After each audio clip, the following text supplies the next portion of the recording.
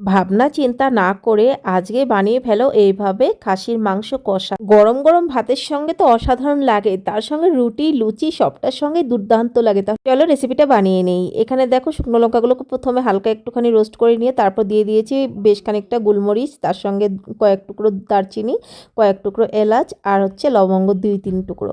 তো একটুখানি নুনের সাহায্যে এটাকে একটু হালকা রোস্ট করে নিলাম।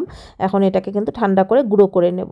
গুঁড়ো করে ভালো করে কিন্তু ঢাকনা দিয়ে রেখেছি। তারপর খাসি মাংসটাকে ভালো করে ধুয়ে নিয়ে পরিমাণ মতো নুন দিয়ে দিলাম হলুদ গুঁড়ো, দিয়ে দিলাম অল্প একটু ধনে গুঁড়ো, তার সঙ্গে জিরে গুঁড়ো দিয়েছি আর পরিমাণ মতো লঙ্কার গুঁড়ো, দিয়ে দিলাম সর্ষের তেল, তার সঙ্গে দিয়ে দিলাম ভিনিগার যেহেতু খাসির মাংস।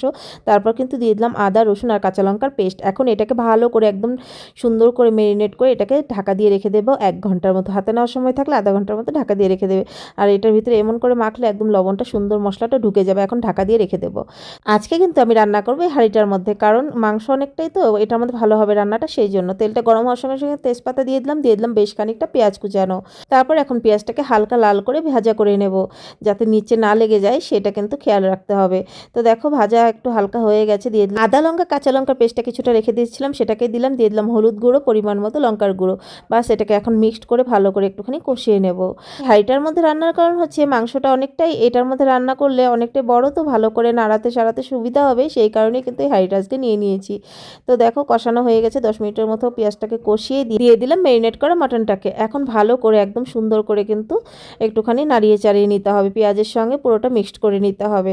তারপর গ্যাসের ফ্লেমটাকে হাই করে এইভাবে কিন্তু 10 মিনিটের মতো খুন্তি দিয়ে নাড়াচাড়া করতে থাকবো। তারপরে আমি কিন্তু গ্যাসের আঁচটাকে কম করে ঢাকা দিয়ে দেবো, যেহেতু খাসির মাংস একটু সময় তো ধৈর্য ধরে করতেই হবে। আর তোমাদের হাতে যদি সময় না থাকে কখন কুকারে দিতে হবে সেটাও আমি বলে দেবো।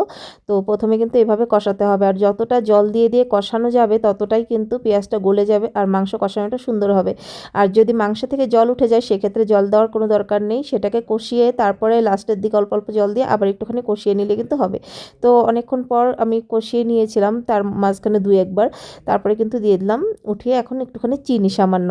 তো চিনিটা তোমরা চাইলে পেঁয়াজ ভাজার সময় দিতে পারো, আমি এখন দিয়ে দিলাম নাড়াচাড়া করে আবারও দিয়ে দেবো ঢাকা। আর এখানে যে এই যে গুঁড়োটা করে রেখেছিলাম মশলাটা, এটাই কিন্তু হচ্ছে এই কষানি মাংসের আসল মশলা। তো ওই মশলাটার মধ্যে দিয়ে দিলাম টক দই, বেশ খানিকটাই কিন্তু আমি টক দই নিয়ে নিলাম। আর এখন এই মশলার সঙ্গে টক দইটাকে ভালো করে মিক্সড করে নেব। তো দেখো সুন্দর করে মিক্সড করে নিয়েছি।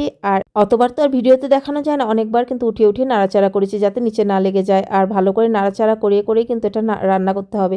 আর গ্যাসের আঁচটা একদম কম করে দিয়ে রান্না করতে হবে, যাতে মাংসটা ভালো কষে যায় আর কি, আর সেদ্ধও হয় সুন্দর।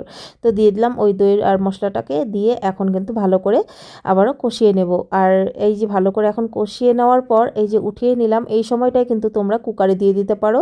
তারপর নামিয়ে যদি জল উঠে তখন কিন্তু আবারও একটুখানি কষিয়ে নিলেই তৈরি হয়ে যাবে তোমাদের মাংসটা আর কি। তারপরে কী দিতে হবে সেটা তো অবশ্যই বলেই দেবো, কখন কুকারে দেবে সেটাই আমি বলছিলাম। তো আমি হাঁড়িতে এইভাবে রান্না করছি। তো দেখো অনেকক্ষণ পরে আমি কিন্তু কষিয়ে কষিয়ে রান্না করলাম। এটা রান্না করতে মোটামুটি 1 ঘন্টা লাগবে কুকারে যদি না দাও, আর কুকারে দিলে তাড়াতাড়ি হয়ে যাবে।